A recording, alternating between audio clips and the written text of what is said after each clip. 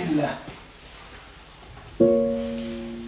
Xo'p, ukam tushuntir, nima bo'lgan bu singlimizaga, qizimizga? Bu qizni taniysizmi? Yo'q. Bu hozir videosini qo'yib beramiz. Bu qizga telefon bersa yig'lab, Qur'on bersa xursand bo'lgan qiz. Ha, yo'q, o'sha internetda aylanib turgan. Ha, internetda million prosmotr bo'lgan borki, shu qiz. Keyin uni doktorlar, "Yo, bu nima, falaj bo'lib qoladi, tuzalmaydi" degan ekanda. Allohning fazli bilan necha yosh bo'ldi? 4 yoshgacha mana tuzalib kelyaptilar, xudo xolasa. O'zbekistondan 3 kun bo'ldimi kelganingizga? 3 kun bo'lishibdi kelishganiga. Bu qizchamizni boshida kista, ya'ni o'simta bor ekan. Bo'rostida operatsiya bo'lgan, oldin aka qarang, boshlari shishib ketganda, buni O'zbekistonda operatsiya qilishgan. Mana mashitdan kesib, polni, mana shu bo'ynidan kesib, qorniga apparat qo'ygan, boshidagi suvni tortib turish uchun. U suvni tortib, siydik yo'l bilan chiqib ketar ekan.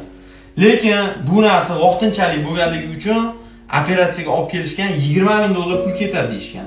Lekin bu yerga kelganlardan keyin tekshirtirishsa, buni boshida kista bo'lganda. Hozir operatsiya uchun, bitta operatsiya uchun $40,000. Bitta operatsiya bilan o'xshamaydi. Ikkita operatsiya yoki 3ta operatsiya qilish kerak. Unga 60,000 undan ko'proq pul ketadi deyishgan. Endi hozir bular $20,000 pulligi bor-ku. Nima qilishni bilmasdan hozir kerak bizga shunda 40,000 bo'lsa ish bitadimi? $40,000 aka. O'zimizni yordamimizni qo'limizdan kelgancha qilaylik.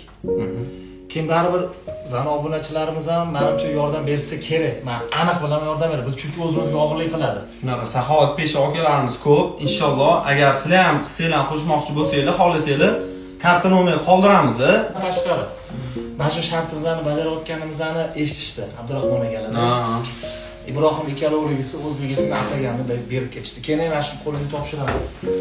Rahmat aka, Alloh rozi bo'lsin. Abdurahmon aka, Ibrohim ukam, baraka topinglar. Bu shart bizga edi, lekin baribir qarab turish olishmadi. Shunaqa ko'pchilikning hissasi bo'ladi. Inshaalloh befarq bo'lmanglar. Mana shu videoga like bosib tarqatib qo'ysanglar ham inshaalloh shu qizcham tuzalib ketgandan keyin savob, ajr savobini olaverasizlar. Sizlarga kattakon rahmat.